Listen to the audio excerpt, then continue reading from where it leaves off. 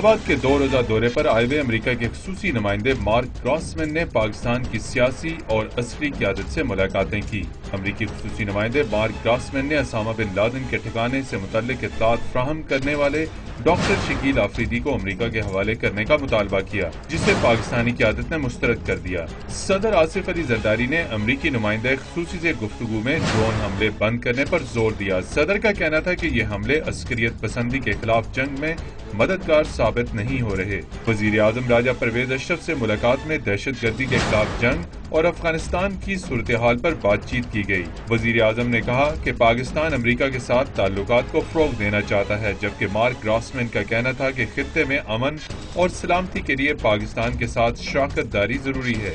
Mark گراسمین نے جی H Q میں army chief general Ashfaq Pervez Kayani سے بھی ملاقات کی، جس میں خطے کی سیکیورٹی کی صورتحال، دہشت گردی کے خلاف جنگ اور شمالی اور جنوبی وزیرستان کی صورتحال پر تبادلہ خیال کیا گیا۔